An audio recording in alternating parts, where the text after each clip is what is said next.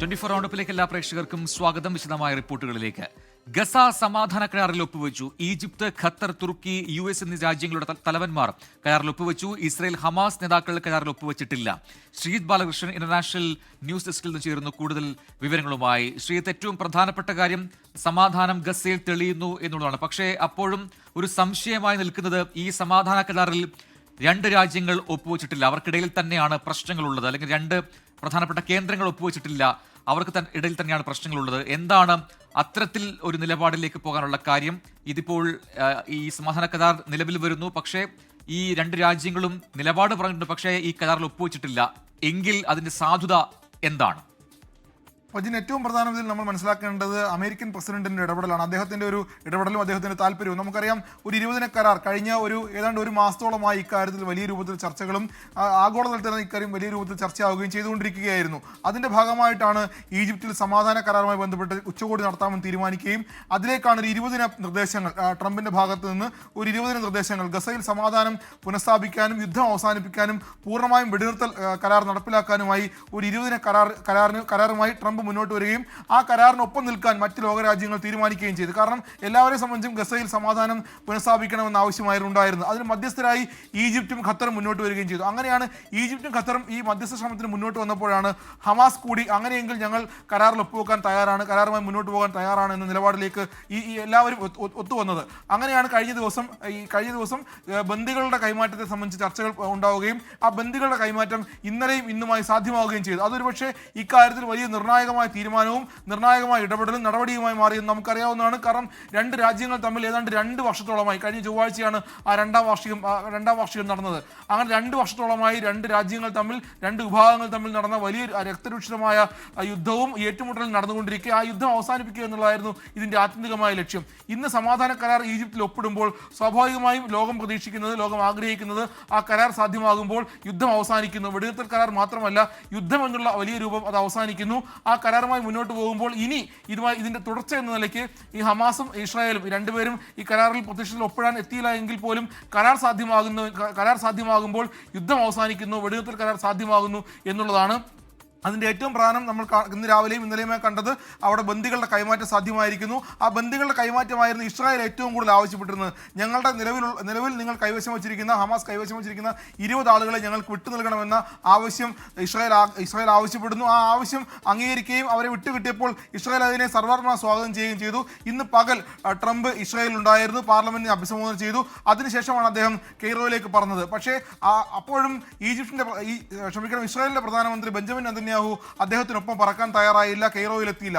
കാരണം ഹമാസ് ഈ ചർച്ചയിൽ ഈ ഉച്ചകോടിയിൽ പങ്കെടുക്കില്ല എന്നും ഹമാസ് ഈ ഉച്ചകോടിയിൽ പങ്കെടുത്തുകൊണ്ട് ഒപ്പിടില്ല എന്നും ഹമാസിന്റെ നേതാക്കന്മാരും അവരുടെ പൊളിറ്റിക്കൽ ബ്യൂറോ അംഗവും നേരത്തെ തന്നെ പ്രഖ്യാപിച്ചിരുന്നതാണ്. കാരണം ഹമാസിനെ സംബന്ധിച്ച് അവരൊരു രാജ്യമല്ല, അവരൊരു സംഘടന മാത്രമാണ്. അതുകൊണ്ട് ഞങ്ങൾ ഈ കരാറിൽ ഒപ്പിടേണ്ട സാഹചര്യം വരുന്നില്ല.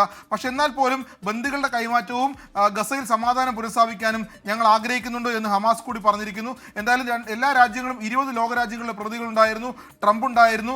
ഇങ്ങനെ എല്ലാവരും ചേർന്ന് ഈ കരാറിൽ ഒപ്പിടുമ്പോൾ ഗസയിൽ സമാധാനം വരുന്നു. അങ്ങനെ സമാധാന കരാർ യാഥാർത്ഥ്യമാകുന്നു. വരും ദിവസങ്ങൾ ഗസയുടെ പുനരുദ്ധാരണവും പുനർജീവനവുമായിരിക്കും ഇനി ഈ കരാറിന്റെ തുടർ നടപടികളായിട്ട് നമ്മൾ കാണുന്നതും. ആ പുനരുജ്ജീവനത്തിനും പുനരുദ്ധാരണത്തിനും വേണ്ടിയുള്ള പ്രവർത്തനങ്ങളായിരിക്കും വരും ദിവസങ്ങൾ ഉണ്ടാകുക. അതിന്റെ ചർച്ചകളായിരിക്കും ഇനി ഉണ്ടാകുക എന്നാണ് ഇപ്പോൾ മനസ്സിലാക്കുന്നത്. എന്തായാലും ഗസയിൽ ഹമാസിന്റെ നിരായുധീകരണവും ഗസയുടെ ഭാവി കാര്യങ്ങളിൽ ഹമാസിന്റെ റോൾ എന്തായിരിക്കും എന്ന കാര്യത്തിലും ഇനി അടിയന്തരമായി അല്ലെങ്കിൽ ഇക്കാര്യത്തിൽ കൂടി ചർച്ചകൾ ഉണ്ടാകേണ്ടതുണ്ട്, തീരുമാനങ്ങൾ ഉണ്ടാകേണ്ടതുണ്ട്. ശരി, ശ്രീജിത്ത് ബാലകൃഷ്ണനാണ് ഇന്റർനാഷണൽ ന്യൂസ് ഡെസ്കിൽ വിശദാംശങ്ങൾ നൽകിയത്. സമാധാനം പുലരുന്നു ഗസയിൽ. അവിടെ നിന്നുള്ള പുതിയ ദൃശ്യങ്ങൾ കൂടി ഇപ്പോൾ വന്നുകൊണ്ടേയിരിക്കുകയാണ്. അന്തർദേശീയ മാധ്യമങ്ങൾ അത്തരം ദൃശ്യങ്ങളൊക്കെ തന്നെ ഇപ്പോൾ നൽകി തുടങ്ങിയിട്ടുണ്ട്. വലിയ സന്തോഷവും ആഹ്ലാദവും ഒക്കെ പങ്കുവെക്കുന്ന ഗസയിലെ ജനങ്ങളെ നമുക്ക് ആ ദൃശ്യങ്ങളിൽ കാണുകയും ചെയ്യാം. മകൻ വിവേക് കിരണിന് ലാവ്ലിൻ കേസിൽ സമൻസ് ലഭിച്ചുവെന്ന വാർത്ത നിഷേധിച്ച് മുഖ്യമന്ത്രി പിണറായി വിജയൻ. വിവാദം നനഞ്ഞ പടക്കമെന്ന് പരിഹസിച്ച മുഖ്യമന്ത്രി അണിയറയിൽ ഇനി എന്തൊക്കെയുണ്ട് എന്നറിയില്ല എന്നും പ്രതികരിച്ചു. തന്റെ രാഷ്ട്രീയ പ്രവർത്തനം സുതാര്യവും കളങ്കരഹിതവുമാണ്. അധികാരത്തിന്റെ ഇടനാഴിയിൽ തന്റെ മകനെ കണ്ടിട്ടുണ്ടോ എന്നും മുഖ്യമന്ത്രി ചോദിച്ചു. പക്ഷെ ഇതൊരു നനഞ്ഞ പടക്കായി പോയി. ഇനി എന്താ അടിയറയിലുള്ളതെന്ന് അറിയില്ല. ഇനിയും ചേർന്നിട്ടുണ്ടാവുമായിരിക്കും, അതപ്പോൾ കാണാം.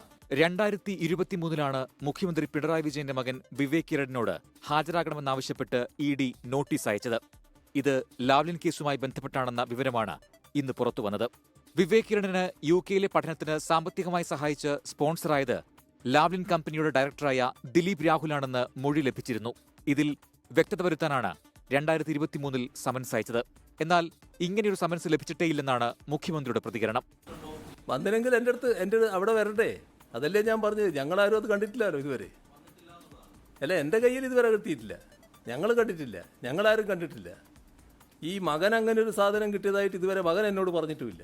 കളങ്കരഹിതമായ തന്റെ പൊതുജീവിതത്തെ ഏതെങ്കിലും തരത്തിൽ കരിവാരിത്തേക്കാനാകുമോ എന്ന ഉദ്ദേശത്തിലാണ് മകനെതിരെ ആക്ഷേപമുന്നയിക്കുന്നത്.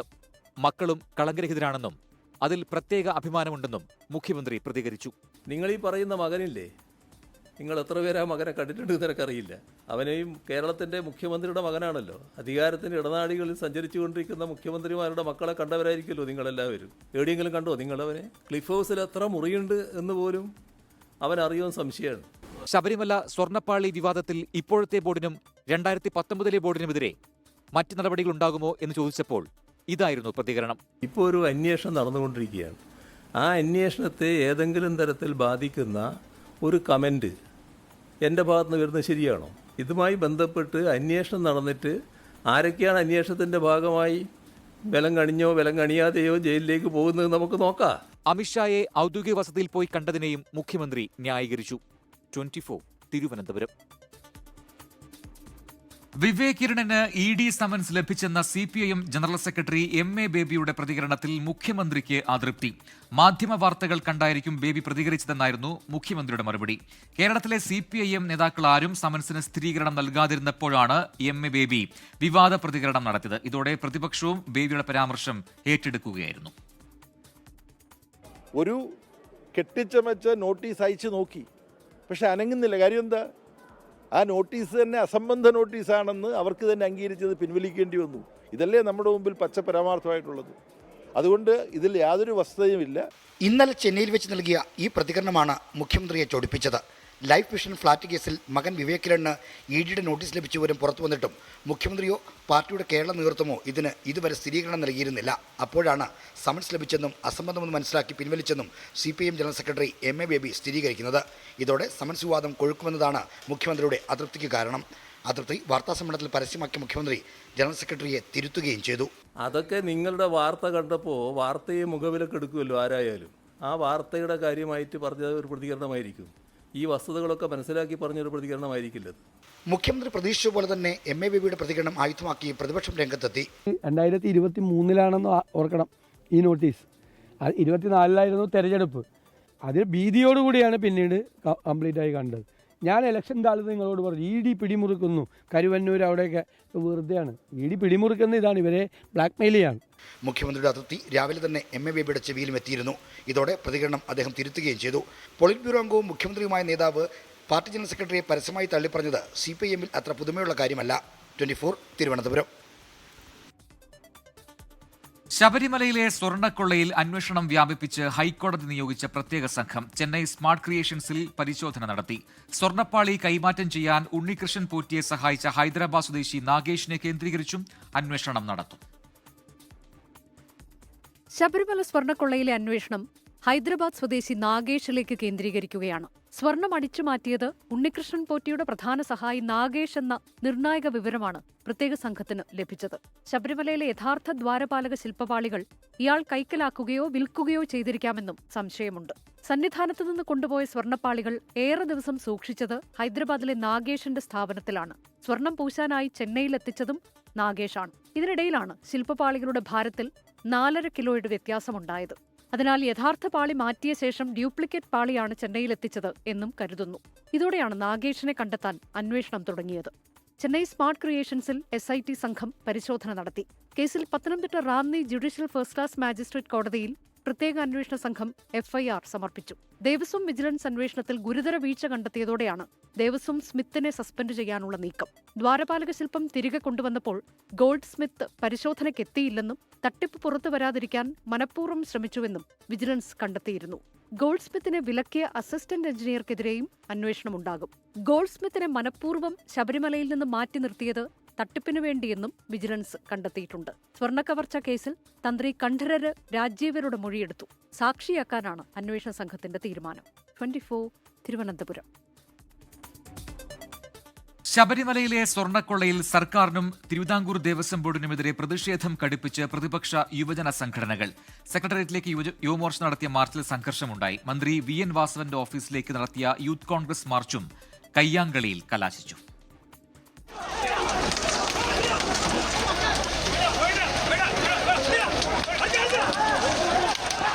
സെക്രട്ടേറിയറ്റിലേക്ക് യുവമോർച്ച നടത്തിയ മാർച്ചിൽ സംഘർഷമുണ്ടായി. പോലീസ് നേരെ പ്രവർത്തകർ കല്ലും കമ്പും ചീമുട്ടയും എറിഞ്ഞു. 5 തവണ ജലപീരങ്കി പ്രയോഗിച്ചെങ്കിലും പിരിഞ്ഞു പോകാൻ പ്രവർത്തകർ തയ്യാറായില്ല. യുവമോർച്ച പ്രവർത്തകർക്ക് നേരെ പോലീസ് ബലം പ്രയോഗിച്ചു.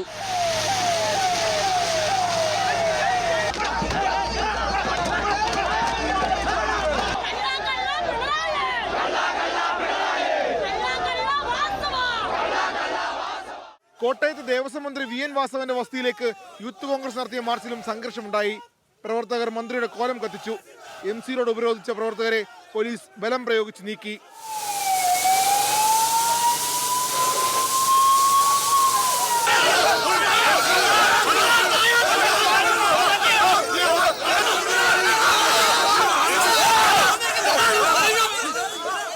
സ്വർണ്ണക്കൊള്ളയിൽ വിവാദം തുടരുന്നതിനിടെ കോട്ടയത്ത് LDF വിശദീകരണ യോഗം സംഘടിപ്പിച്ചു. അയ്യപ്പന്റെ പൊന്നെടുത്തവരെ കയ്യാമം വെക്കുമെന്ന് മന്ത്രി VN വാസവൻ. ആ പൊന്നടിച്ചു മാറ്റിയിട്ടുള്ള ആളുകളെ കയ്യാമം വെച്ച് കൽത്തുറങ്കിലടക്കുകയും പൊന്ന് ശബരിമല അയ്യപ്പന് തിരികെ കൊടുക്കുകയും ചെയ്യണമെന്നുള്ളതാണ് സംസ്ഥാന ഗവൺമെന്റ് അഭിപ്രായമെന്ന് അസന്നിഗ്ധമായി ഞങ്ങൾ പ്രഖ്യാപിച്ചു. അത് നടപ്പാക്കുമെന്നാണ് പറയാൻ.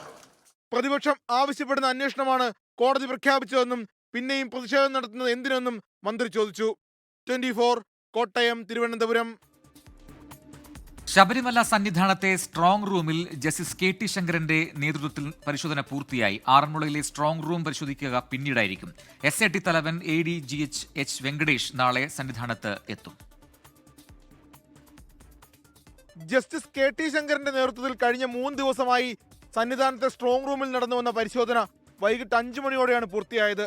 ചെന്നൈയിൽ നിന്ന് അറ്റകുറ്റപ്പണികൾ പൂർത്തിയാക്കി കൊണ്ടുവന്ന ദ്വാരപാലക ശില്പങ്ങൾ വിശദമായി സംഘം പരിശോധിച്ചു. ആറന്മുളയിലെ സ്ട്രോങ് റൂമിലെ പരിശോധന പിന്നീട് നടത്തുമെന്നാണ് വിവരം. കഴിഞ്ഞ ദിവസം സന്നിധാനത്തെത്തി സ്വർണ്ണ ഇടപാടുമായി ബന്ധപ്പെട്ട ഫയലുകൾ പ്രത്യേക അന്വേഷണ സംഘം ശേഖരിച്ചിരുന്നു. നാളെ SIT തലവൻ ADGP H വെങ്കടേഷ് സന്നിധാനത്തെത്തും. ഇതിനു മുന്നോടിയായി പത്തനംതിട്ടയിൽ യോഗം ചേർന്നേക്കും. ഇന്ന് തന്നെ പത്തനംതിട്ടയിലെ സംഘത്തിന്റെ ക്യാമ്പ് ഓഫീസ് സജ്ജമാകും. അതിനിടെ പ്രത്യേക അന്വേഷണ സംഘത്തിനെതിരെ VHP രംഗത്തെത്തി. ഇൻസ്പെക്ടർമാരായ അനീഷ്, ബിജു രാധാകൃഷ്ണൻ എന്നിവർക്കെതിരെയാണ് ആരോപണം. വിവാദ കാലയളവിൽ ഇവർ ദേവസ്വം വിജിലൻസിൽ ഉദ്യോഗസ്ഥരായിരുന്നു.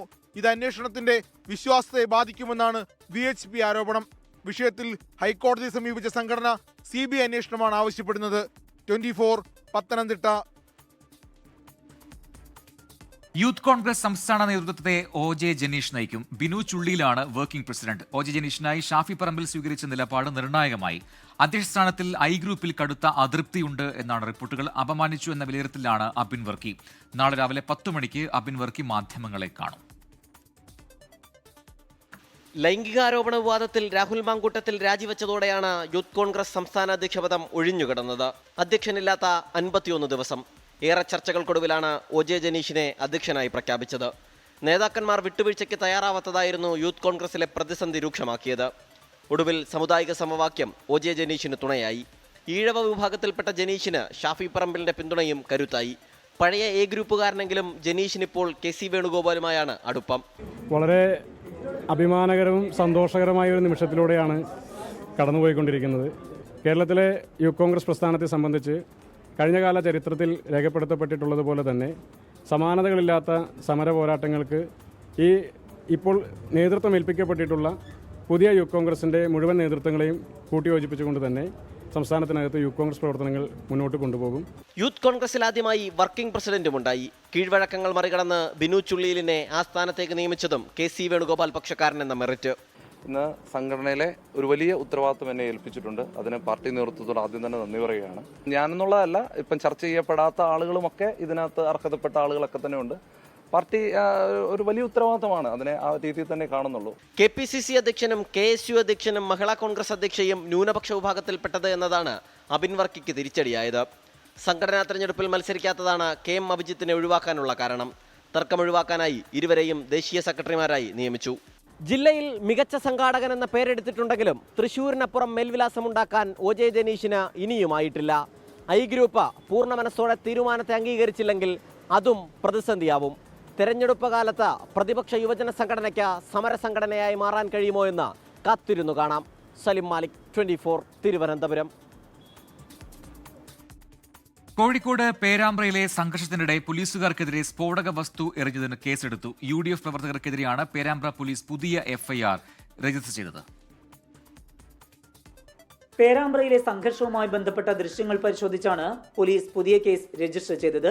പോലീസ് തടഞ്ഞുവെച്ച 700ഓളം പേരിൽ നിന്ന് ആരോ ഒരാൾ സ്ഫോടക വസ്തു എറിഞ്ഞുവെന്നും പോലീസ് ഉദ്യോഗസ്ഥരുടെ ജീവൻ അപായപ്പെടുത്തണമെന്നും കൃത്യനിർവഹണം തടസ്സപ്പെടുത്തണമെന്നും ഉദ്ദേശത്തോടെയായിരുന്നു ആക്രമണമെന്നും FIRൽ പറയുന്നു. സ്ഫോടക വസ്തു പോലീസ് ഉദ്യോഗസ്ഥർക്കിടയിലേക്ക് വീഴുകയും ഉഗ്രശബ്ദത്തോടെ പൊട്ടിത്തെറിക്കുകയും ചെയ്തു. ഈ സംഭവത്തിലാണ് UDF പ്രവർത്തകർക്കെതിരെ കേസെടുത്തത്. FIRനെ സാധൂകരിക്കുന്ന ദൃശ്യങ്ങളും പുറത്തുവന്നു. സ്ഫോടക വസ്തു നിരോധന നിയമപ്രകാരം രജിസ്റ്റർ ചെയ്ത കേസിൽ കലാപശ്രമം, അപായപ്പെടുത്താൻ നീക്കം, കൃത്യനിർവഹണം തടസ്സപ്പെടുത്തൽ എന്നീ വകുപ്പുകളും ചേർത്തിട്ടുണ്ട്. സംഭവത്തിൽ പോലീസ് കൂടുതൽ ദൃശ്യങ്ങൾ ശേഖരിച്ചു വരികയാണ്. സംഘർഷവുമായി ബന്ധപ്പെട്ട് Shafi Parambil MP, DCC president K Praveenkumar ഉൾപ്പെടെയുള്ള 9 പേർക്കെതിരെയും കണ്ടാൽ അറിയാവുന്ന 692 പേർക്കെതിരെയും CPIM പ്രവർത്തകരായ 504 പേർക്കെതിരെയും നേരത്തെ കേസെടുത്തിരുന്നു. 24 കോഴിക്കോട്. പാലക്കാട് പിരായിരിയിൽ രാഹുൽ മകുടത്തിൽ MLA പങ്കെടുത്ത പൊതുപരിപാടിയിൽ DYFI BJP പ്രതിഷേധം. രാഹുലിന്റെ കാർ നടുറോഡിൽ തടഞ്ഞു. പാർട്ടിയിൽ നിന്ന് പുറത്താക്കിയ രാഹുലിന് കോൺഗ്രസ്, മുസ്ലിം ലീഗ് പ്രവർത്തകർ, പോലീസും ചേർന്ന് കവചമൊരുക്കി. ഇതിനിടെ ശബ്ദ സന്ദേശം രാഹുലിന്റേതാണോ എന്ന മാധ്യമങ്ങളുടെ ആവർത്തിച്ചുള്ള ചോദ്യത്തിന് വ്യക്തത ഇല്ലാത്ത മറുപടിയായിരുന്നു രാഹുലിന്റേത്. വൈകിട്ട് 5:20 രാഹുൽ മാങ്കൂട്ടത്തിൽ പിരായിരിയിലെത്തിയത്. കരിങ്കുടിയുമായി മുദ്രാവാക്യം വിളിച്ച് കാറിന് മുന്നിലേക്ക് DYFI പ്രവർത്തകർ ചാടി വീണു.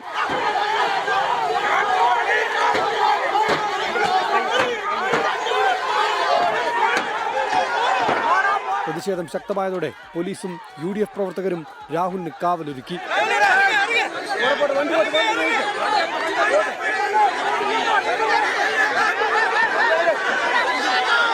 പോലീസിന്റെയും പ്രവർത്തകരുടെയും വലയത്തിൽ രാഹുൽ ഉദ്ഘാടന സ്ഥലത്തേക്ക് ഇറങ്ങി നടന്നു. വീടുകൾ കയറിയും കാത്തിരുന്നവരോട് വിശേഷം പറഞ്ഞുമായിരുന്നു ഉദ്ഘാടന സ്ഥലത്തേക്ക് എത്തിയത്.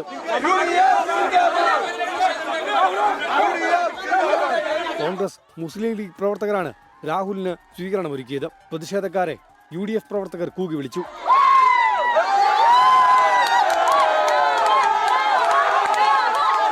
പരിപാടിക്ക് പിന്നാലെ മാധ്യമപ്രവർത്തകരെ കണ്ടെങ്കിലും വിവാദ ഓഡിയോ സന്ദേശത്തെക്കുറിച്ചുള്ള ചോദ്യങ്ങൾക്ക് രാഹുൽ വ്യക്തമായ മറുപടി നൽകിയില്ല. പറയേണ്ട സമയത്ത് പറയേണ്ടതുപോലെ തന്നെ എല്ലാ കാര്യങ്ങളും പറയും. 1, 2, നിയമപരമായി നേരിടേണ്ട കാര്യങ്ങളെ ഈ രാജ്യത്തെ ഒരു പൗരൻ എന്ന നിലയിൽ നിയമപരമായി നേരിടും. ജനങ്ങളോട് പറയാനുള്ള മുഴുവൻ കാര്യങ്ങളും പറയേണ്ട കൃത്യമായ സമയത്ത് ജനങ്ങളോട് പറയും. പാലക്കാട്ടെ പൊതുപരിപാടികളിൽ കൂടുതൽ സജീവമാകാനാണ് രാഹുൽ മാങ്കൂട്ടത്തിൽ MLAയുടെ നീക്കം. 24 പാലക്കാട്. കൊട്ടാരക്കര ഗണപതി ക്ഷേത്രത്തിലെ കരിപ്രസാദത്തിലെ ക്രമക്കേടിൽ വിശദീകരണം തേടി assistant commissioner. Devaswom administrative officer, മേൽശാന്തി, കീഴ്ശാന്തി എന്നിവർക്കാണ് നോട്ടീസ് നൽകിയത്. വിശദീകരണം ലഭിക്കുന്ന മുറയ്ക്ക് ദേവസ്വം കമ്മീഷണർക്ക് റിപ്പോർട്ട് സമർപ്പിക്കും. ദേവസ്വം വിജിലൻസിന്റെ പരിശോധനയ്ക്ക് പിന്നാലെയാണ് ദേവസ്വം അഡ്മിനിസ്ട്രേറ്റീവ് ഓഫീസർക്കും മേൽശാന്തിക്കും കീഴ്ശാന്തി ചുമതല വഹിക്കുന്ന ആൾക്കും അസിസ്റ്റന്റ് കമ്മീഷണർ നോട്ടീസ് നൽകിയത്. വിശദീകരണത്തിന്മേൽ തുടർ നടപടി സ്വീകരിക്കും. വിശദമായ റിപ്പോർട്ട് ദേവസ്വം കമ്മീഷണർക്ക് നൽകും. കഴിഞ്ഞ ദിവസം നടന്ന വിജിലൻസ് പരിശോധനയിൽ കരിപ്രസാദം നിർമ്മിക്കാൻ ഉപയോഗിച്ച വസ്തുക്കളും ക്ഷേത്രത്തിനുള്ളിൽ സൂക്ഷിക്കേണ്ട ജീവതയും നെറ്റിപ്പട്ടവും പൂജാസാധനങ്ങളും വാടക കെട്ടിടത്തിൽ നിന്നും കണ്ടെത്തിയിരുന്നു. കണ്ടെടുത്ത നെറ്റിപ്പട്ടം കൊട്ടാരക്കര കൃഷ്ണൻകുട്ടി എന്ന ആനയുടേതാണെന്നാണ് സംശയം. വാടക കെട്ടിടത്തിൽ നിന്നും ദേവസ്വം കെട്ടിടത്തിന് മുകളിൽ നിന്നും ശേഖരിച്ച വസ്തുക്കൾ മറ്റൊരിടത്തേക്ക് മാറ്റി സീൽ ചെയ്തിട്ടുണ്ട്. വിഷയമുയർത്തി ഗണേശ സംഗമം ഉൾപ്പെടെയുള്ള ഭക്തജന പ്രക്ഷോഭം സംഘടിപ്പിക്കാനാണ് BJPയുടെയും വിവിധ ഹൈന്ദവ സംഘടനകളുടെയും തീരുമാനം. 24 കൊട്ടാരക്കര. ആലപ്പുഴ ഹരിപ്പാട് വീട്ടമ്മ ഷോക്കേറ്റ് മരിച്ച സംഭവത്തിൽ KSEB പ്രതിക്കൂട്ടിൽ. 2 വർഷമായി പൊട്ടിക്കിടന്ന സ്റ്റേ വയർ പുനഃസ്ഥാപിക്കുന്നതിൽ ഗുരുതര വീഴ്ചയെന്ന ആരോപണം ശക്തമാക്കുകയാണ് നാട്ടുകാർ. മരിച്ച സരളയുടെ മൃതദേഹവുമായി KSEB ഓഫീസിന് മുന്നിൽ പ്രതിഷേധവും നടന്നു.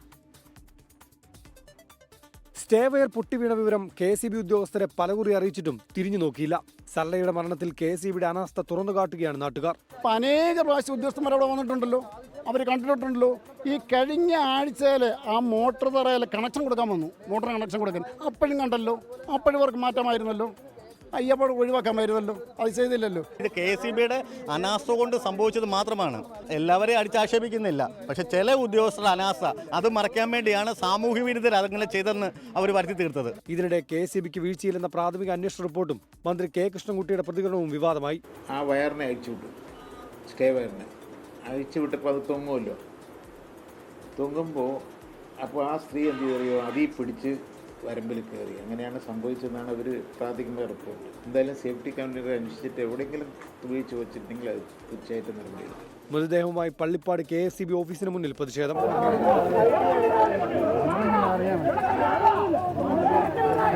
പരിക്കേറ്റ് ചികിത്സയിൽ കഴിയുന്ന സ്ത്രീയുടെ ആരോഗ്യനില മെച്ചപ്പെട്ടു. 24 ആലപ്പുഴ. അധികമായി ഈടാക്കുന്ന 20 രൂപ തിരികെ കിട്ടാൻ പ്ലാസ്റ്റിക് മദ്യക്കുപ്പി തിരികെ നൽകുന്ന പദ്ധതിയിൽ ബെവ്കോയ്ക്ക് നേട്ടം. ഒരു മാസം പിന്നിടുമ്പോൾ പകുതി മദ്യക്കുപ്പികൾ മാത്രമാണ് തിരികെ ഔട്ട്ലെറ്റുകളിലെത്തിയത്. 20 രൂപ തിരികെ വാങ്ങാൻ കുപ്പിയുമായി ആൾ എത്താത്തതിനാൽ 1.5 കോടി രൂപയാണ് അധികമായി ബെവ്കോയ്ക്ക് ലഭിച്ചത്. തിരുവനന്തപുരം, കണ്ണൂർ ജില്ലകളിലെ 20 മദ്യശാലകളിലാണ് പരീക്ഷണാടിസ്ഥാനത്തിൽ പ്ലാസ്റ്റിക് കുപ്പിയിലെ മദ്യത്തിന് 20 രൂപ അധികം ഈടാക്കിയത്. കുപ്പി തിരികെ നൽകുമ്പോൾ പണം തിരികെ കിട്ടും. സെപ്റ്റംബർ 10 മുതൽ ഒക്ടോബർ 10 വരെയുള്ള ഒരു മാസ കാലയളവിൽ 15,25,584 കുപ്പികൾ ഈ 20 ഔട്ട്ലെറ്റുകളിലായി വിറ്റു. തിരികെ എത്തിയതാകട്ടെ 7,66,606 കുപ്പികൾ മാത്രം. അതായത് 50.25% കുപ്പികൾ മാത്രമാണ് തിരിച്ചെത്തിയത്. 3 കോടിയിലധികം രൂപ അധികമായി ഈടാക്കിയപ്പോൾ തിരികെ നൽകേണ്ടി വന്നത് 1.5 കോടി രൂപ മാത്രം. കുപ്പികൾ തിരിച്ചെത്താത്തതിനാൽ ബാക്കി തുക അധികമായി ബെവ്കോയുടെ അക്കൗണ്ടിലെത്തി. അധികമായി ഈടാക്കിയ തുക തിരികെ വാങ്ങാൻ ഇനിയും സമയമുണ്ട്. ഏറ്റവും കൂടുതൽ കുപ്പി തിരികെ എത്തിയത് തിരുവനന്തപുരം ജില്ലയിലെ മുക്കോല ഔട്ട്ലെറ്റിലാണ്, 64%. 30% കുപ്പികൾ മാത്രം തിരികെ എത്തിയ കണ്ണൂർ പാണപ്പുഴ ഔട്ട്ലെറ്റിലാണ് കുറവ് കുപ്പികൾ തിരികെ എത്തിയത്. പ്ലാസ്റ്റിക് മാലിന്യ നിർമ്മാർജ്ജനമാണ് ലക്ഷ്യമെന്ന് പറഞ്ഞിരുന്നെങ്കിലും നേട്ടം ബെവ്കോയ്ക്കാണ്. 24 തിരുവനന്തപുരം. സമസ്തയുടെ ഉടമസ്ഥതയിലുള്ള ഭൂമിയിൽ നിന്ന് ലക്ഷക്കണക്കിന് രൂപ വില വരുന്ന മരങ്ങൾ മുറിച്ചുവിറ്റതിൽ സമസ്ത ആഭ്യന്തര അന്വേഷണം തുടങ്ങി. പുത്തനഴി മൊയ്തീൻ ഫൈസിയുടെ നേതൃത്വത്തിലുള്ള സംഘമാണ് അട്ടപ്പാടിയിലെ 5.5 ഏക്കർ സ്ഥലത്ത് നടന്ന മരം മുറി അന്വേഷിക്കുന്നത്. 24 ഫോളോ അപ്പ്.